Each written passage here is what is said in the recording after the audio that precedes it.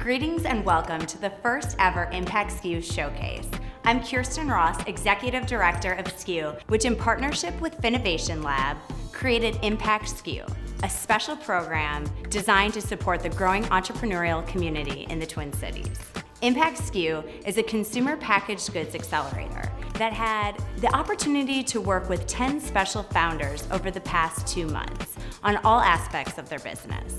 The established SKU program has run 11 tracks in Austin, New York, and Dallas, and we're thrilled to be partnering with FINNOVATION Lab to bring this here to my hometown, Minneapolis. Hi, I'm Connie Rutledge, CEO of FINNOVATION Lab. FINLab exists to support and build the community of entrepreneurs committed to making a positive social impact through business. FINNOVATION Lab was started by Jackie Berglund, founder of Finnegan's Beer and one of the longest running social entrepreneurs in the state. Being an impact entrepreneur in Minnesota is to carry forward long traditions of giving back to the community and working collaboratively to build powerful partnerships for change. Our partnership with SKU is one that we believe offers a unique opportunity to support the growth of Minnesota's CPG brands that are developing innovative products that are healthier and more sustainable. And we get to show the world how we can combine profit and purpose. We were all hit with a curveball in 2020. The full ImpactSKU program that was set to start in June was put on hold until we saw more clarity into how this spring and the summer would unfold. With overwhelming requests from the entrepreneurs, we brought a light version to life in August with ImpactSKU Preview. And we'll be launching the full program and an official cohort in the summer of 2021. The goal of ImpactSKU is to educate and equip emerging entrepreneurs with the tools, resources, and the network necessary to turn them into world-class brands and household names. ImpactSKU will provide each company with a curated group of mentors to guide them through a 12-week program, hosting classes on so many topics like branding, packaging, raising capital, and more. And at the end of the program, we're ready to present them to the world with our showcase, encouraging connections to the broader CPG community here in the Twin Cities and beyond. With all that said, let's get to the showcase. Here's how it's going to work. You'll get to know a bit more about each founder from one of us, and then the founder will give you their pitch and repeat. We'll have a short break in the middle to hear a word from our sponsors, and then we'll round it out with thank yous to everyone who has made this day possible. Everyone ready? Let's get started. Love lasagna but hate the time-consuming process, and frozen really isn't an option? I think we found what you need in Mostly Made.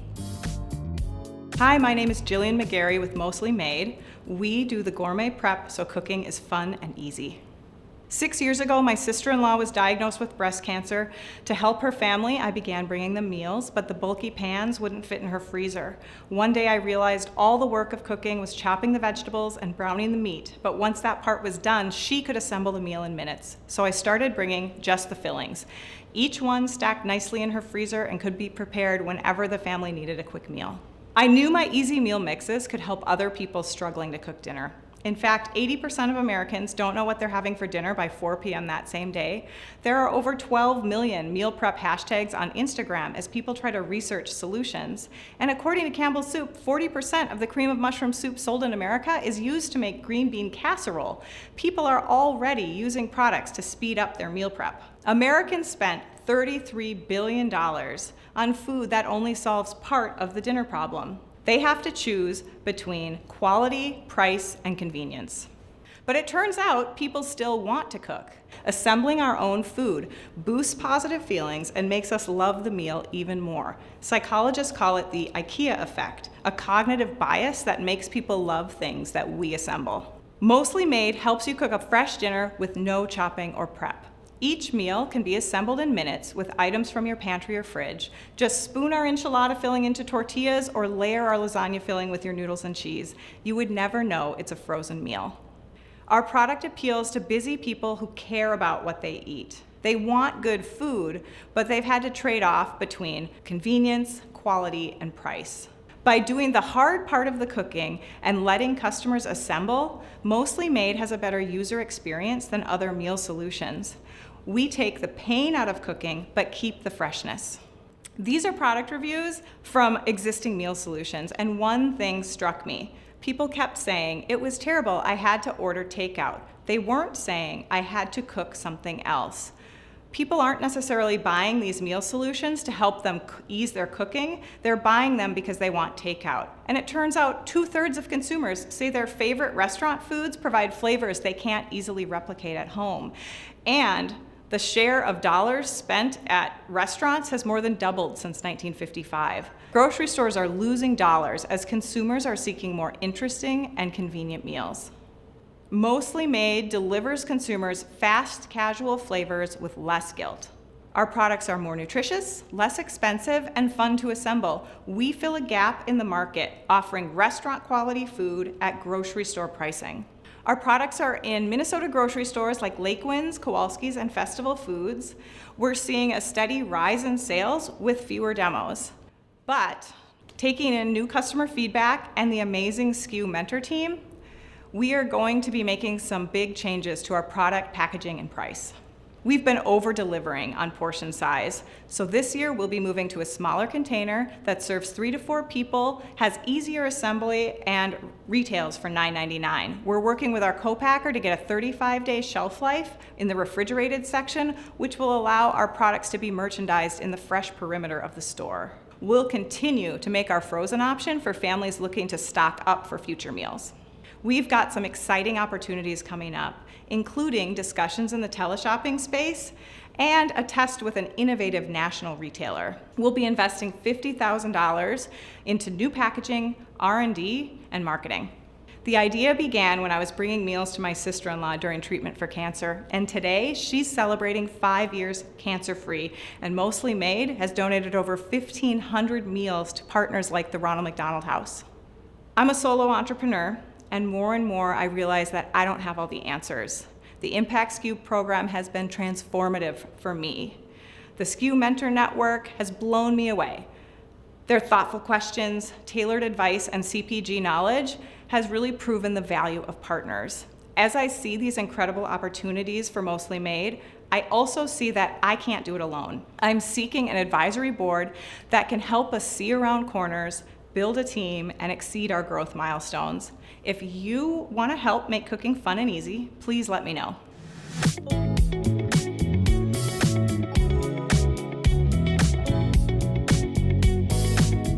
The story of a dog child is on the rise, and they better look good. Welcoming Dog Threads. Hi everyone, thanks for joining us. I am Gina Davis. I'm the co-founder and CEO at Dog Threads, and this is my little buddy Jonesy. At Dog Threads, we make, market, and distribute premium dog clothing along with matching outfits for families, and a portion of all sales are donated to nonprofit animal rescues. Dog Threads was started in 2014 when we were looking for an outfit for our pup Thomas at the time to wear to our annual 4th of July barbecue. We couldn't find anything that matched his human-like personality, so we decided to create him a custom Hawaiian print shirt, which we called his barbecue shirt. And of course, it didn't stop there. Soon, Thomas had a wardrobe of his own and later matching shirts for us. Everywhere Thomas went wearing his clothing, people would stop us and ask where we got them and where they could purchase them for their own dog. It became very obvious that there was a gap in the market and there was a real desire for our products. So on Black Friday of that year, we launched Dog Threads with a small investment, an e-commerce store, an Instagram account, and one very powerful retailer. Our customers love photographing our products, which has really helped us scale our company organically and has raised our Instagram following to nearly 100,000. This has also allowed us to keep a very low customer acquisition cost of $25. And since adding our matching outfits for family members, we've been able to drive up our average order value to $115 and our lifetime value to $345. With our very dedicated focus on quality and customer service, we've also been able to maintain a 5-star rating on our website. Our business model is very simple. We design everything in-house. With my background in design, we're able to create ideas from scratch, from patterns to prototypes. We then send them to our production broker in Texas, who then partners with various factories overseas to bring our garments to life. This has allowed us to really grow our gross profits over time, as well as keep our overhead low. We then sell our products direct to consumer on our website and to various retailers at wholesale. In 2014, we started this business as a passion project for my husband and I, but as we began working more and more on it on nights and weekends, and we couldn't keep our products in stock, we realized that we really had something and we wanted to give it our all. So in 2017, I came onto the business full time. The following year, we had multiple POs from Nordstrom, where we became their top-selling pet product in their pop-in shops. And last November, we were on season 11 of Shark Tank. We were able to win over Mark Cuban, making a handshake deal with him on air. 2021 is also looking good. We have a 100-store test order from PetSmart that is pending for our matching outfits. And if all goes well, they would like to roll it out to all stores next holiday season. Our total addressable market is $2.4 billion. That is the number of US millennials that own dogs, multiplied by our average order value. Our serviceable addressable market is $1.4 billion. That is 60% of millennials that say they would dress their dogs in clothing. And we believe we are being conservative with our obtainable market size, which is 8% of our SAM, considering we sell to generations outside of the millennial as well. We really do not have much competition, even after many years in business. There are plenty of companies in the value space who are creating, whether it be matching outfits for families or matching outfits with dogs included. However, those are very low quality value products that are really focused on costumes and usually one-time wear. We are the only premium product out there that is focused on dog clothing with matching outfits for people. This just shows our growth trajectory. Over the last 3 years, we've been able to nearly triple our sales. We are forecasting $463,000 this year for 2020. Our 2020-21 marketing plan, at the end of the year, we are working with an email marketing agency to really capitalize on our surge of new customers that happens over every holiday season. We also plan to increase our paid digital spend. And at the beginning of the year, we plan to start creating our own video content and boost our graphic and website design. We're very fortunate that we have a mixed skill set on our team, with my background in design and experience in apparel manufacturing, paired with my husband's experience in working with companies of all sizes to scale and grow their direct-to-consumer business, along with one full-time employee, Electra, who has been with us over 3 years and works day-to-day on operations as well as customer service and fulfillment. During the seed round, we are seeking $300,000 for 10% equity of our business. 45% will go towards working capital and inventory. Another 35% will go towards paid digital, which we tested a lot last year and saw a very positive ROI. So we know if we add funds here, we'll be able to really scale our direct-to-consumer business quickly. And then 20% towards marketing materials, whether it be photo shoots, email campaigns, etc. Thank you, and please don't hesitate to reach out if you have any questions on our business or would like to learn more.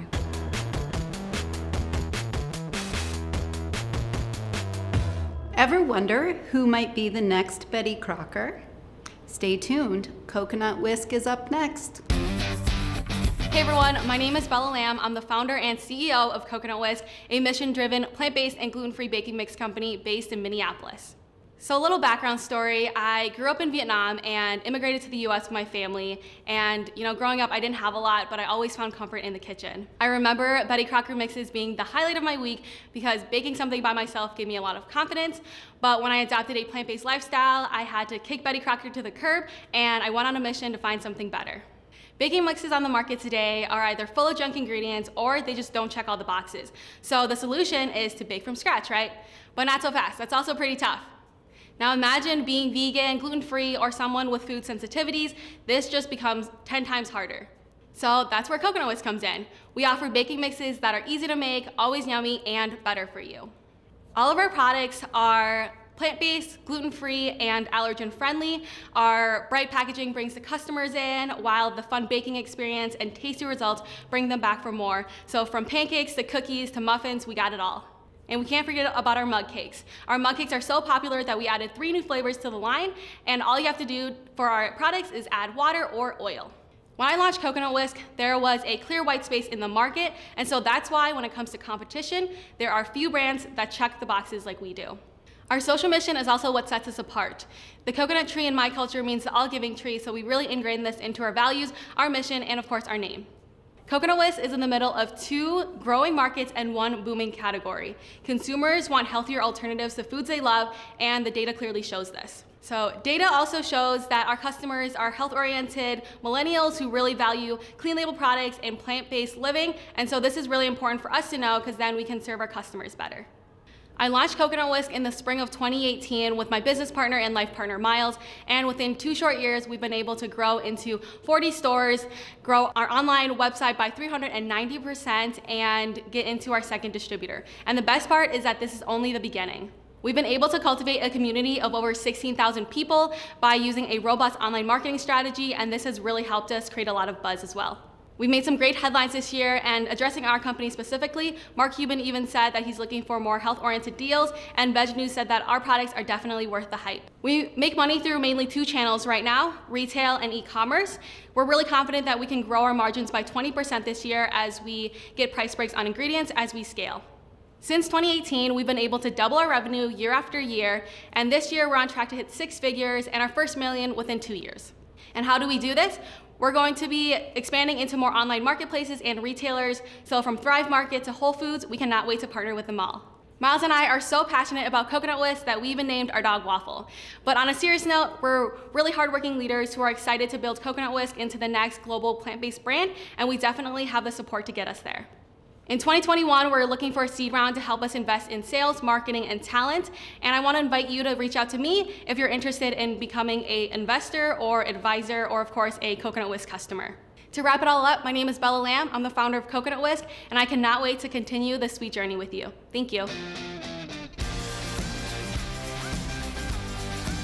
Peanut butter is an American pantry staple, but why is it always so sweet? Humble Nut Butter is about to change your mind on what you can expect from this spread. I'm Jessica Waller, and along with my husband John Waller, we are the founders of Humble Nut Butter. We love having healthy, savory snacks around the house, but we had a really hard time finding things that weren't loaded with sugar or plain and tasteless. So we decided to change it for ourselves. Take a break from the sweet stuff. We paired our favorite nuts with herbs and spices to create a line of nut butters like you've never had before. Why are all nut butters sweet or plain? This was really the question that launched our brand, and it occurred to me one night looking in our cupboards that most mixed nuts are spicy and smoky and salty, but all nut butters are sweet or plain. So Humble Nut Butter, as you can see, is in a class of our own. Sun-dried basil cashew. It's bright and full of flavor. It's great on crackers, vegetables, and makes a dynamite egg sandwich. Truffle herb walnut is rich and savory. Our vegan customers especially like this one because it has big umami flavor. Turmeric maple pecan is our take on salty sweet. This nut butter has just a touch of maple sugar to bring out all the wonderful spice from turmeric, ginger, coriander, and cinnamon. Demand, would it be there? Did other people want savory nut butter like we did? Luckily, our customers had the same feelings. They call our product addicting, they love the savory flavors, and they're happy to have an alternative to things like cream cheese. In 2018, when we decided it was time to launch our brand, our go-to market strategy was to get out into our community and get feedback from our customers. We did this by pounding the pavement and doing tons of farmers markets over that first summer. By the fall, we had our first brick and mortar accounts and continued with strategic events. We quickly outgrew our first commercial kitchen at the Lynn Hall and moved into JHAP. This was a pivotal moment for our company, not only for expanded production, but it also gave us a new purpose when we became an inclusive employer to give adults of all abilities the opportunity at employment.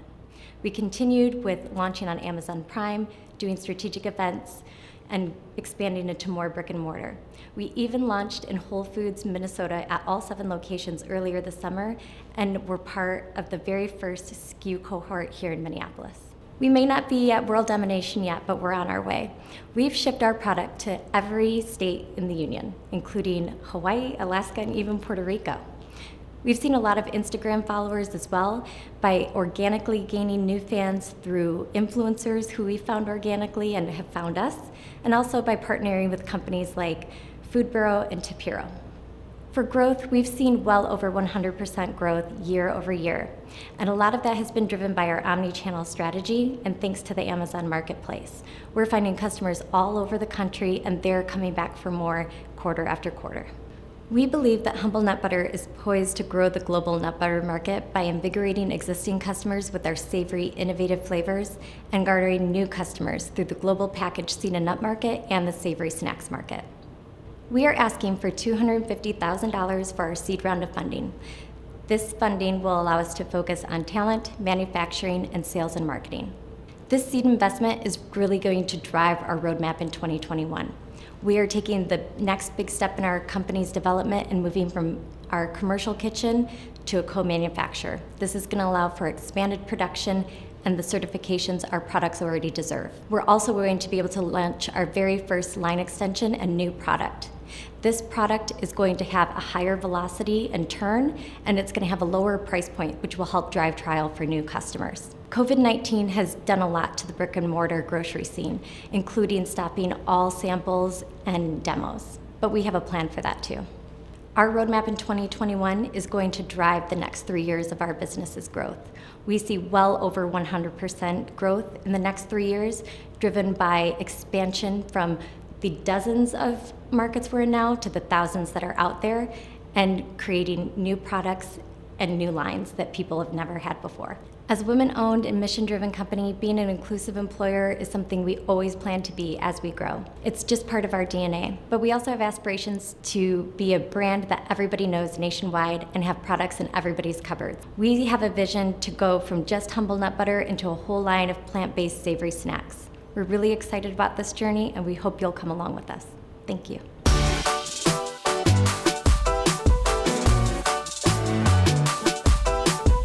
Let's get down to the basics: socks and shelter. This dynamic duo is making an impact. Hippy Feet. Hey guys, my name is Sam Harper, and I'm the co-founder of Hippy Feet, a sock and apparel company on a mission to help homeless youth. My name is Michael Mader, and I'm the other co-founder of Hippy Feet. And today I want to tell you a little bit about how we got started. So in 2015, I suffered a traumatic brain injury when I fell off of my skateboard. That injury left me unable to go to school and unable to work for 3 months of time. During that period of time, I had to heavily rely on my family and friends, the people around me that I considered my support group. This support group paid for my rent, paid for my groceries, and helped me get back on my feet. I realized that without this group of individuals, homelessness was the likely outcome, and I wanted to start a business that acted as a support group for others that weren't as fortunate as I.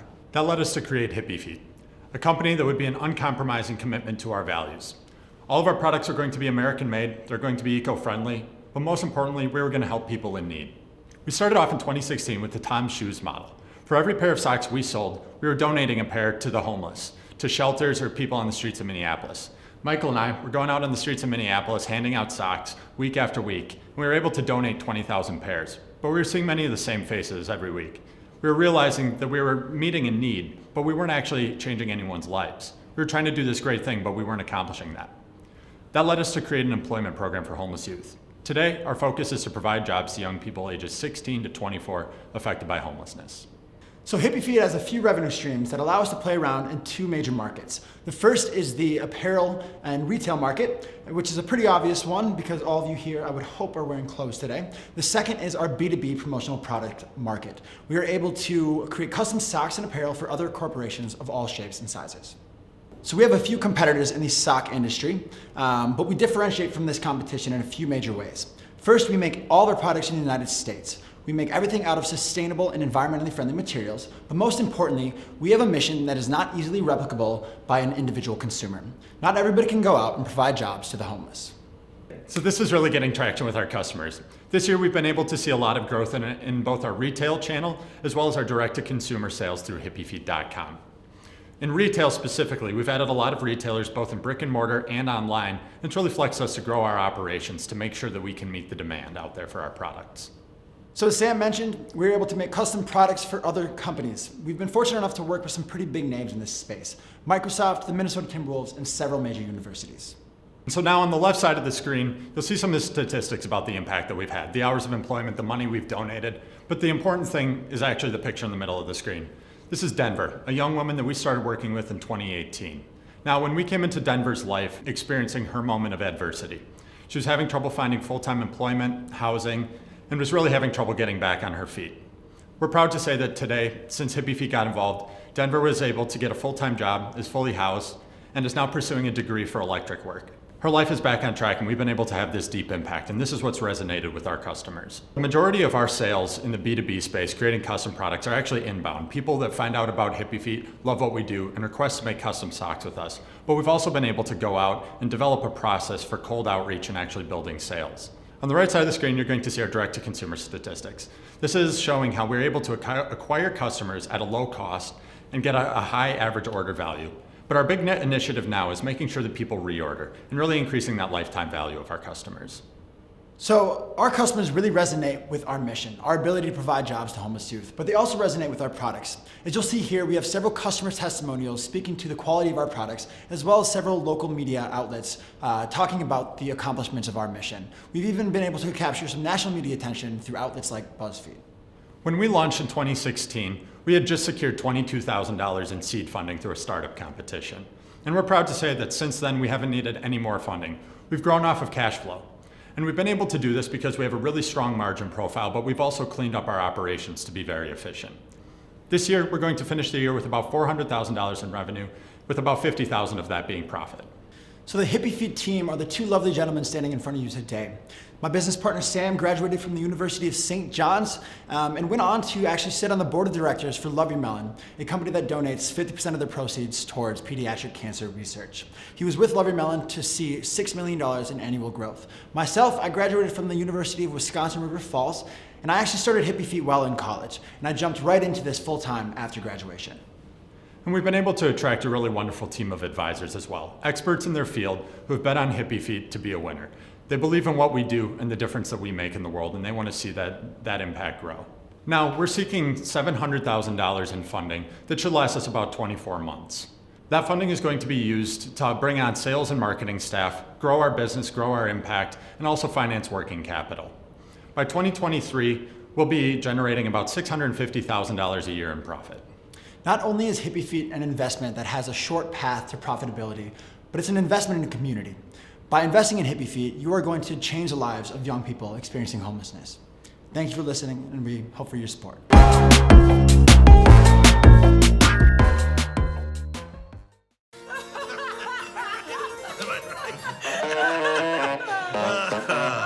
So, what's the stable?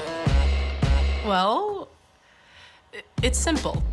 Consumer brands come to us and we help them with stores, internet stores, shelves, internet shelves, influencers, Instagrams. We do it like this. Strategize, data-ize, sell, set up, merchandise, operate, track, report, repeat. What kind of products? Known products, new products. I just don't know what to call it. Names, logos, color palettes, packagings, websites, identities, photography, video, research, brainstorms, snowstorms. Who are you? We're the stable. Yeah, but who are you? Workhorses, teammates, nerds, thinkers, wine drinkers, tinkerers, planners, marketers, testers, spreadsheeters, designers, and creatives. Are you artsy?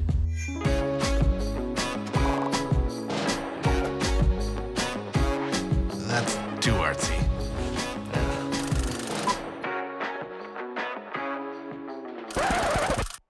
I don't like that either. We're right in the middle. Like Goldilocks. Yes? How do you do it?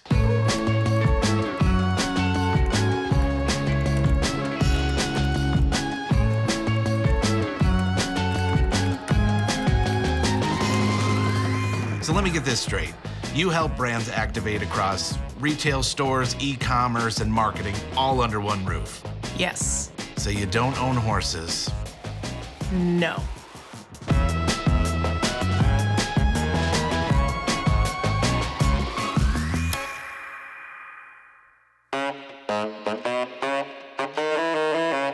An apple a day will keep the doctor away, especially if it's an apple juice with functional elements. Introducing Panache. Hello, my name is Ameeta, and I'm the founder and CEO of Panache, a functional beverage with many attributes. No preservatives, gluten-free, no sugar added. But the main attribute, the main differentiating factor is the Ayurvedic recipe that is used to make the juice. Ayurveda uses food as medicine. It is a very simple process whereby you are taking nature's food and combining it to get some value added. It is the other arm of yoga. The two go together and provide you with a simple way for a healthy lifestyle. And in using Ayurveda, I have used just 2 ingredients to make the beverage. Oftentimes we hear consumers wanting functional foods and beverages, and there seems to be more concern with the beverage being functional because of the nature of the product. It is convenient. It is something you can have easily. The distribution channels are very well laid out. So what Panache has done is we have chosen the beverage as a means to provide the functional food, the functional nutrients that you would need in a busy life, and that is what is required more and more by today's consumer. The solution that we have chosen by offering Panache is in response to this growing category of folks wanting basic, simple things like apple juice. But along with the fun part, there is also a functional part. It provides an added benefit. We have offered 4 SKUs to respond to that problem. The 4 SKUs deal with items that are necessary for a daily life that is meant to be lived with joy. So here you've got a SKU, turmeric infusion, that gives you anti-inflammatory. We all carry some inflammation in us every day. You have elderberry, that is an antioxidant. You have ginger, that is an immunity booster and helps with the digestive, respiratory, and other system. And mint is an equalizer. You will see the bottles are very clean. The labels on the bottles are very clean because there's only 2 things in a bottle. You have the juice and the botanical. That's it. Now, as we look at Panache and compare it to some other established juice companies, we notice that Panache checks almost all the categories that the consumers are reclaiming and wanting to have, along with the functional benefits. We have functional benefits that are 4 for the moment with the 4 SKUs, but we could have plenty more going forward. These 4 are the basics of everyday life. So as we continue our journey and expand, I'd like to share some milestones with you. This is a young company. We began barely 3 years ago, and since then we have steadily grown. Our next step was bottling 250 gallons and using the retail channel to offer it in local stores and at the farmers market. After that, we went to stores like Whole Foods, Kowalski's, Lunds & Byerly's, and now we are planning to scale up beyond this in order to take it regional and perhaps also national. This is a product that is very dear to me. It comes from my origins, where we choose to use the natural food ingredients for good health. In this message is also the social impact message, which states that even the simplest of folks can use food to provide the necessary good features of healthy living. The social impact here is to share it with the broader community, a very simple way for solid, good living. Not only do I like my product, but my consumers love it. I'd like to share a few elements of feedback from the consumers regarding all of these SKUs. And this feedback is obtained from the multiple channels we have used for marketing. As we scale, we will need some funds to go to the next stages. And these funds are staggered so that we are able to go through the various stages for good, solid, organic growth going forward. Please feel free to visit our website to provide comments, your feedback, any suggestions you have. It's been a delight talking to you. Thank you. Do you know what's for dinner tonight? Darcy's ready to help you figure it out. Welcome, let's dish. Hi there, I'm Darcy Olson, co-founder and CEO of Let's Dish.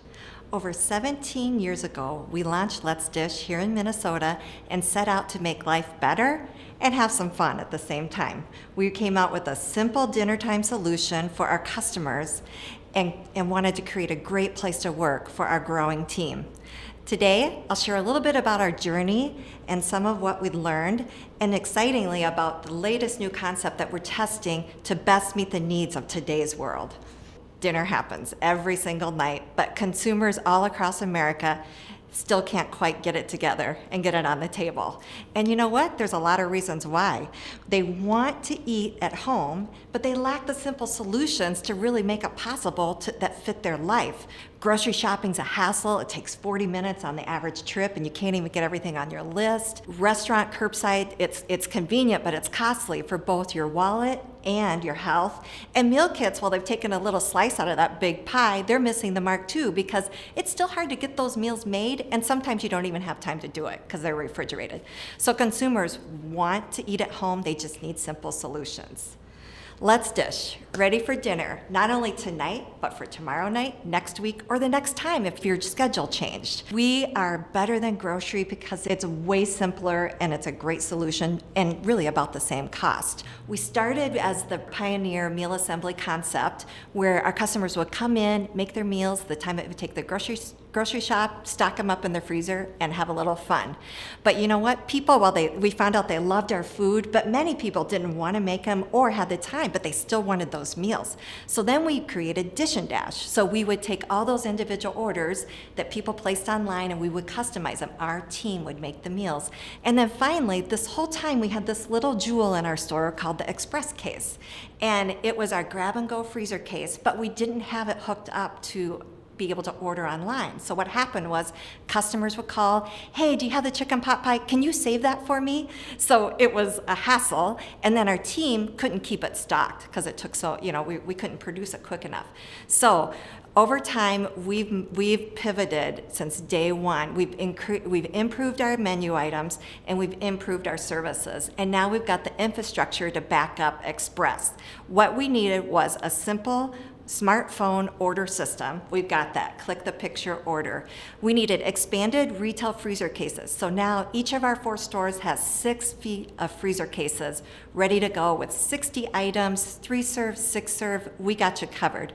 The other big thing, and this was a huge investment, but our new production center. A lot of people said, oh, why don't you just have somebody else produce your meals? But you know what? That wasn't good enough because it wasn't good enough for our customers and they didn't do it as well as our team. So we built a new house for our team and we have a production center where we can make the meals. And then the last piece was a distribution plan. So we've been working with our partners at Reinhardt and also internally to get our meals to where they need to be. People used to say, gosh, I wish you had Let's Dish in the grocery store, but you know what? We're actually outperforming the grocery stores. If you walk in the store, you're spending about $55 per transaction. And if you order online and have those groceries delivered, $90. Let's Dish, our freezer case is pretty good at $37, but when we put the smartphone to it and allow customers to order when they want it and then pick up when they need it for whoever needed it, $82, and then delivery, it's even more. And our velocity is now doubled. We've got stronger margins, we've got efficient labor, and importantly, a happier team. So what we want to do is take our freezer cases and take them on the road. Our first step is to do it within a small Let's Dish format. So we're creating a small, about a third of the size of our regular stores, where you can order online, pick up from our freezer case, or just swing by and get it. Then we want to perfect that and then take it on the road. What I'm interested in is looking at creative partnerships to get our freezer cases to even more efficient spaces. So we want to find some new partnerships, test it, and then from there really figure out how to scale our route to market. We're looking for some new advisors to add to our great team of advisors, specifically in supply chain, production, e-commerce, and then we're looking for some of those new partnerships for pathways as well. Our customers love Let's Dish and they love their meals. And that's because everyone on our team loves Let's Dish and puts as much care in our customers' meals as they do in their own. Thanks so much for your time and for hearing about our Let's Dish journey and where we're at. And hey, if you haven't had a Let's Dish meal or it's been a while since you've had one, you should really stop in and check it out. Transforming a daily ritual and keeping plastic out of the ocean. Twiggy Fresh. Since we were little kids, brushing our teeth is one of the first things we do in the morning and the last thing we do at night every single day. Have you ever wondered what happens to your toothbrush after you throw it away? Unfortunately, since the invention of plastic toothbrush a few decades ago, billions of plastic toothbrush end up in the landfills and the ocean every single year. Plastic pollution is one of the most present environmental issues of our time. Twiggy Fresh's mission is to change the world one toothbrush at a time. Hello, my name is Umar.ahmed. I'm the co-founder of Twiggy Fresh. We pride ourselves offering premium products that's good for the customers and good for the environment. Twiggy Fresh grew out of my desire to combine my childhood method of brushing using miswak and to create sustainable oral care product, reducing the waste in the environment. We chose bamboo because it's natural and bamboo is the fastest growing plant in the world. Using plant-based toothbrush will drastically reduce the amount of plastic toothbrushes that are thrown away in the environment. At Twiggy Fresh, we believe a fresh smile starts with good toothbrush. For our toothbrushes, we use PPA-free DuPont soft bristles. Soft bristles are recommended for gentle and effective cleaning. The handle is 100% natural and is biodegradable. We also use recycled material for our packaging. The sustainable toothbrush category is valued $800 million and is projected to grow 5% annually. More than ever, consumers are demanding green products that are sustainable sourced. We are very excited about the new and growing category of sustainable toothbrushes. Most of our sales comes from our website, some retail, and Amazon. Since we launched our business in 2018, we generated over $20,000. We didn't invest any money, and we've been bootstrapping since we started our business, and we did not raise any capital. We also didn't spend any money on advertisement. Our growth has been organic, and people were sharing with friends and families. We are excited about our products, and it is sold exclusively in Terra Market, Minnesota's first zero waste store, and we are #1 selling toothbrush in another co-op store. Since we are based in Minnesota, our goal is to be lake-friendly toothbrush and the #1 toothbrush choice in the land of 10,000 lakes. What makes us apart from the competition is we offer premium and sustainable toothbrushes, and our goal is to make sustainable toothbrush affordable so anyone can afford it. We have great margin for our single toothbrushes and our subscription plans. Our go-to-market is to partner with local retailers like Target, and also we see our products will be a good fit in Whole Foods and a few other major retailers. We don't have strong financials, but we come this far without any funding. However, we are very proud of the fact that we have great product and we kept thousands of plastic toothbrushes from entering in the environment. Our team is myself and my wife, Oban, and we have over 20 years of professional experience. We're looking forward to your support, partnership, and network connections. Thank you. Hot sauce with a Korean flair. Let's put soul in your food. K-Mama. A Jersey boy selling Korean hot sauce in Minnesota. Hi, my name is KC, and I grew up eating delicious home-cooked Korean food my whole life.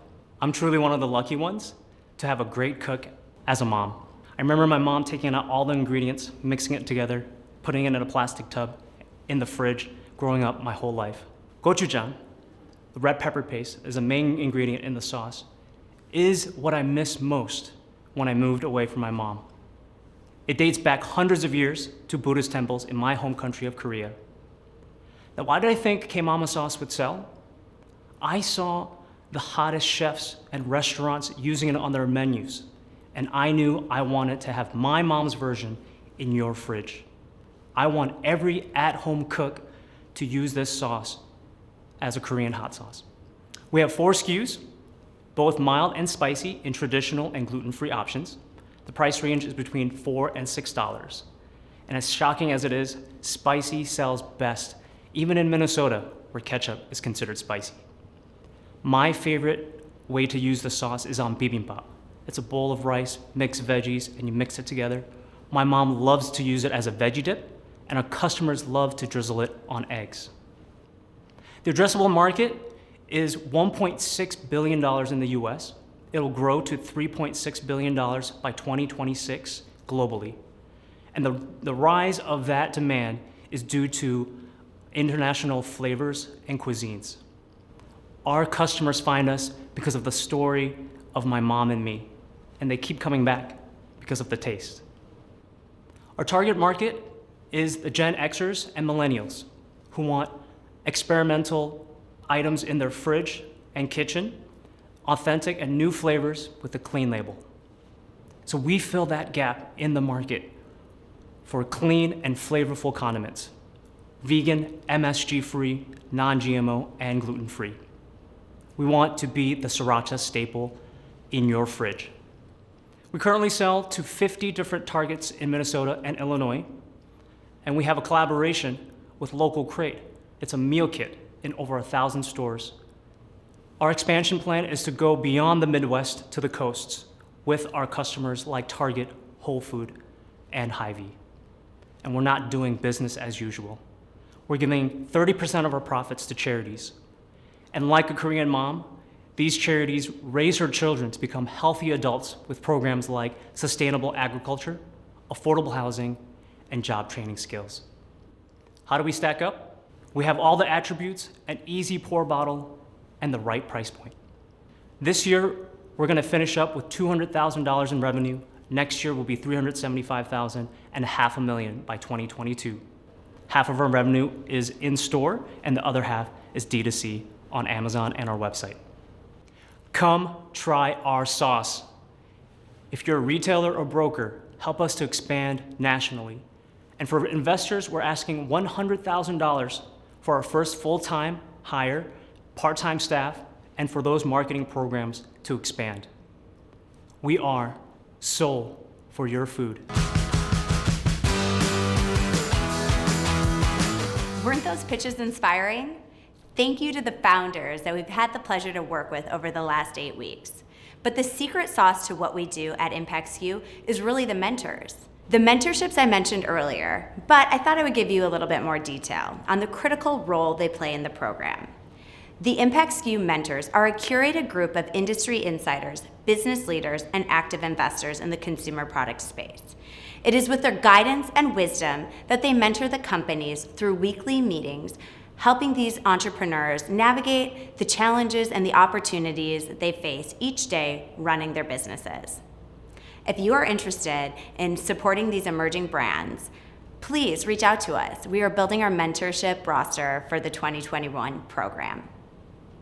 Before we wrap up this showcase, we want to say a special thanks to Pete Speranza, Nick Larson, and Chad Hetherington for being the catalyst for creating ImpactSKU. They brought together a network in Minnesota that is positioned to build a strong ecosystem for consumer startups. Thank you all so much and we truly appreciate you spending your time learning about these companies, the products, the founders, and our program. We look forward to 2021, building on the momentum we created in 2020 with these amazing mentors and partners.